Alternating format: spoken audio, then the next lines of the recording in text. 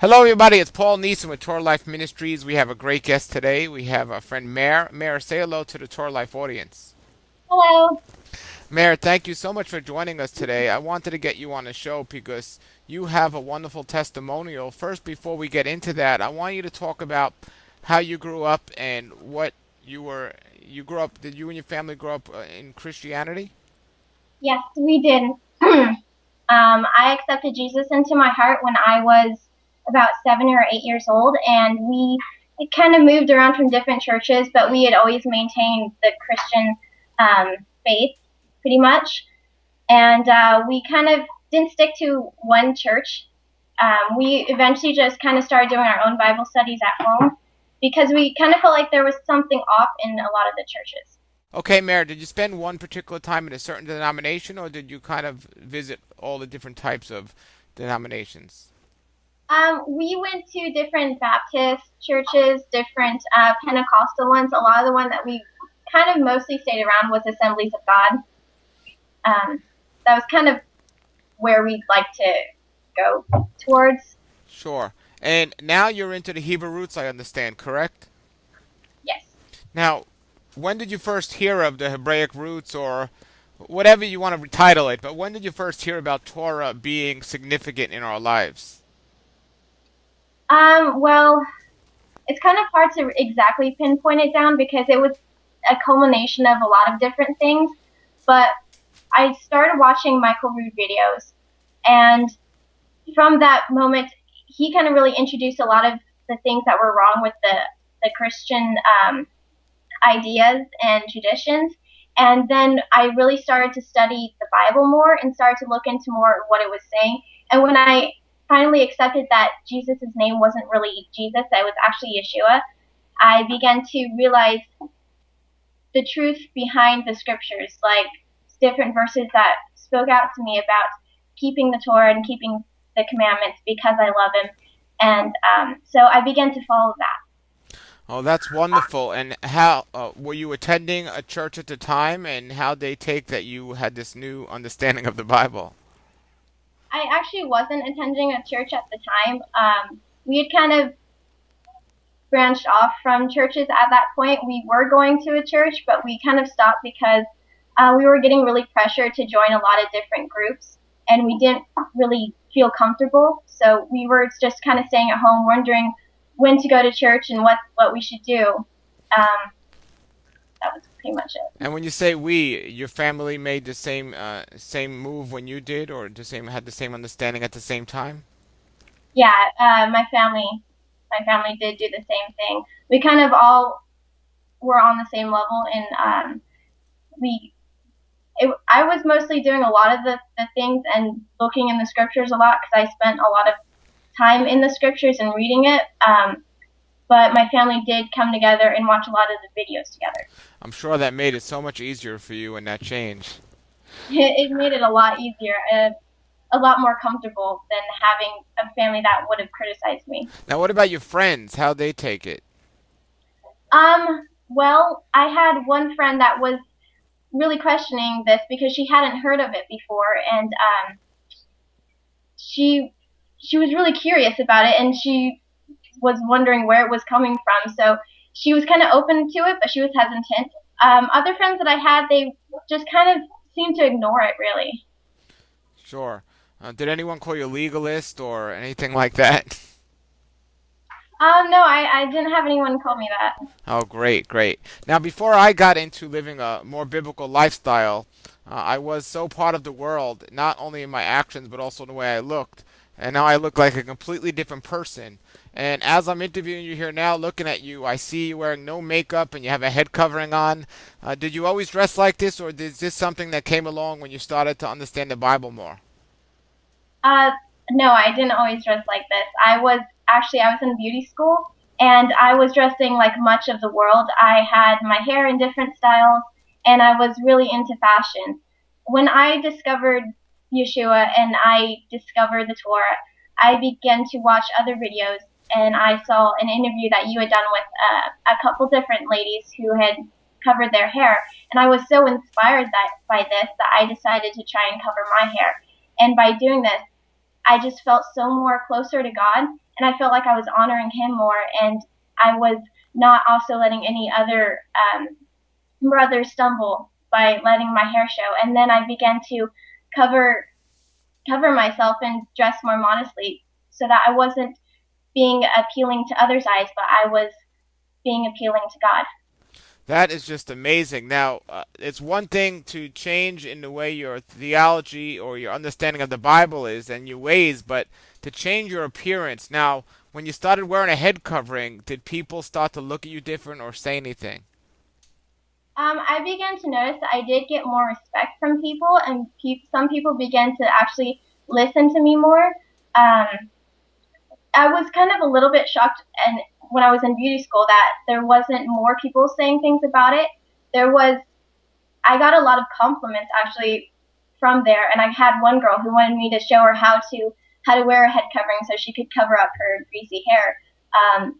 So I found that quite interesting. That I thought I was going to get a lot of negative things because the very first time that I wore a head covering, I actually went to the mall and I felt so uncomfortable there. I felt different from everybody else, and I felt like I kept getting these weird stares, which actually led to the next day going to school. I only covered a little bit of my hair, but I felt so uncomfortable doing that I decided to cover all of my hair, and I never really got any bad sayings after that. Now, do you wear a head covering all the time or just sometimes? Most of the time. Every time I go out, I always wear a head covering. Sometimes when I'm at home and I'm just walking around, I might not wear a head covering, but I always make sure that I'm wearing it before I go to pray or do anything like that. Now, would you consider yourself, prior to understanding a more biblical lifestyle and wearing the head covering, would you say that you dressed immodest before? I know you said you dressed like the world, but would you call that immodest or would you just say different? I would definitely say I was immodest. In the time I was doing it, I didn't think that I was too immodest. I thought that I was wearing clothes that covered up enough, that I wore skirts that went past my fingertips when I held them down at my side. But now when I think of it, I showed a lot more skin than I should have been showing, and I was wearing high heels. I was doing everything to make myself attractive. Now, all your time in all these different churches, did anyone at any time ever say, any woman or any pastor or anyone say to you, you might need to cover up or not wear those high heels or short skirts? Did anyone ever say anything to you? No, no one ever did. I had a couple times some family members kind of um, give me some looks, or they might like say like a little funny joke or something, but I kind of shrugged it off. I didn't really take it to heart or anything because it didn't really seem to mean anything. Um, so that, But yeah. no one in the church ever said anything. No, no one in the church ever said anything. And the other women in the church, would they dress just as immodest, or did some of them dress with head coverings and more modest? Um, Most of them dressed just as immodest, some even more so, and there were some that did dress modestly. I never saw anyone wear head coverings. So what you're saying is, if you went back to those churches that you spent so much time in, dressed the way you are now with the head covering, you would probably stand out. Yes. And how does that sound? Doesn't that sound weird? That is, It does sound a little off. It doesn't really seem right. it's just unbelievable. Well, no, do you have any advice for young ladies out there that they understand the significance and the modesty in covering their head and dressing more modest, but they're struggling because the world has a different standard, or the church's standard is almost like the world's today? What would your advice be to somebody thinking about it, or not even thinking about it? What would your advice be in general to women out there? My advice would to pray, to earnestly seek God, and to see what He wants for you. That is where you're going to get your source of strength. And try not to look for the world's acceptance, because the only person whose acceptance is important is God. And you should really, He'll give you the answers. He'll give you the strength. And when you start praying and you start giving your time up to Him, He's going to make everything easier. He's going to make it easy to follow Him, to do what He wants for you. Now, do you see? You mentioned you stopped wearing high heels. Did you see a connection with high heels and immodesty? Yes, I felt like through society, whenever you see a woman wearing high heels, it's always represented as something that's sexy. And I start to feel uncomfortable going out wearing high heels and having people looking at me, getting that general idea or picture in their mind. I understand, and it's so many people out there today. When I mention high heels or immodest, look at me like I'm crazy, and it's great to meet modest people that realize that it's crazy to just walk outside with your body in that position and just show off your whole body and stuff. It's a crazy society we live in today, and it seems to be getting worse. Now that when you cover the hair, it seems like so many women today. One of the reasons they resist the head covering is because they literally worship their hair without even knowing it. They spend so much time. You were in beauty school, you understand. I mean, would you agree, or do you want to talk about the worship of hair? Yeah, so many people, they do worship their hair.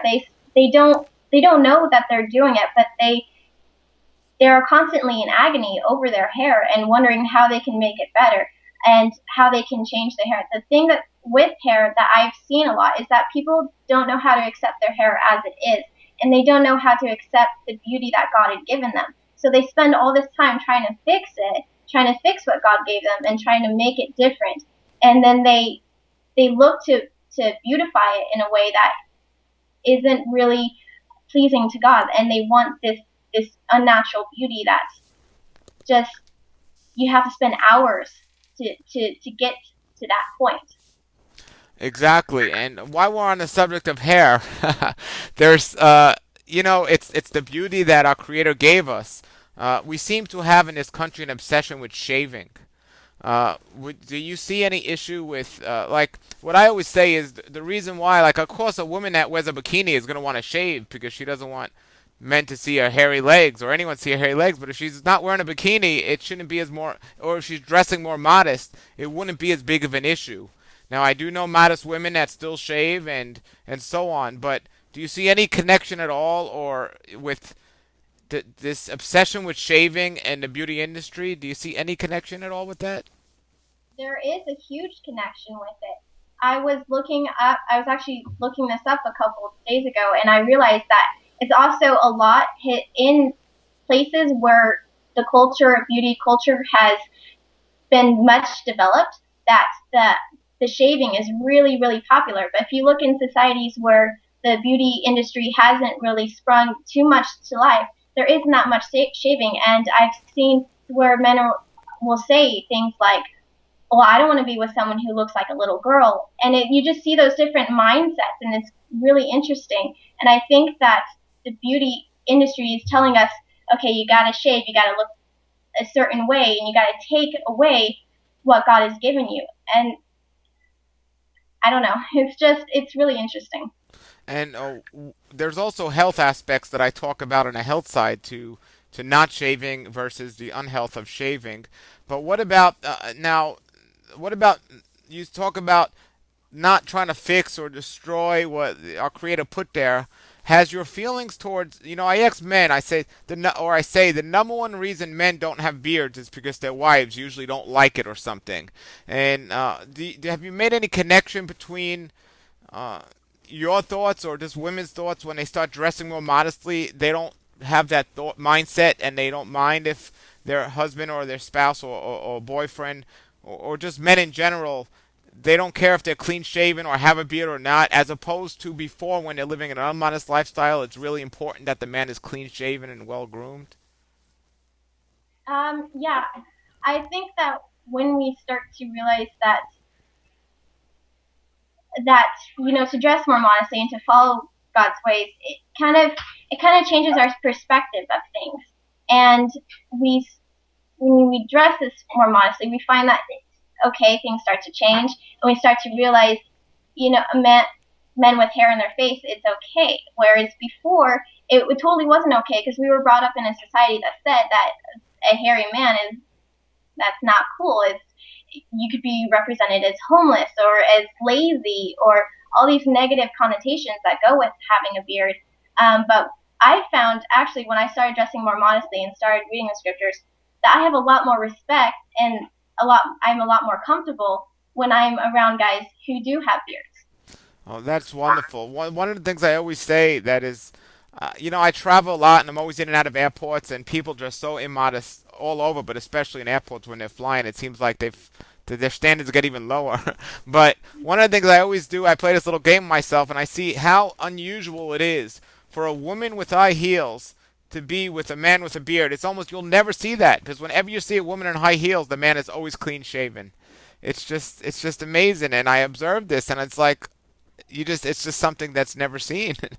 So everyone listening right now, if you've seen a woman with high heels and a man with a beard, you let me know because I haven't seen that too often. Now, okay, so now I have another question here.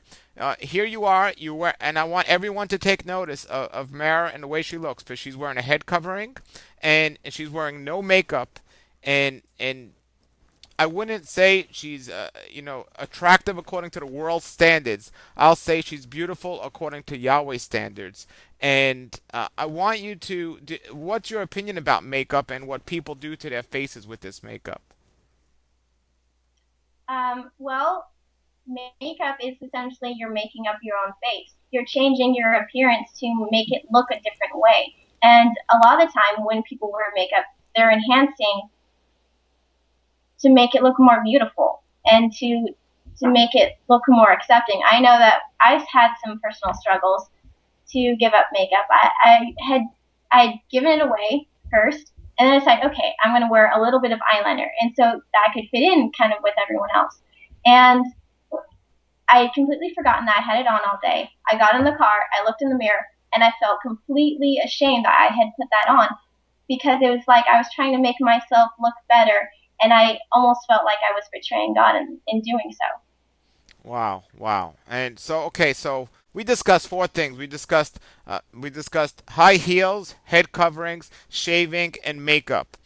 From your understanding of modesty and living a biblical lifestyle as a woman, is there any other topic if you look at those four, would you think that those are the biggest strongholds that people have from keeping them being modest, or would you say, of course, there's the more common ones of people revealing their private parts, but would you say, in your opinion, if people took care of those four issues, everything else would just fall into place where in a biblical way?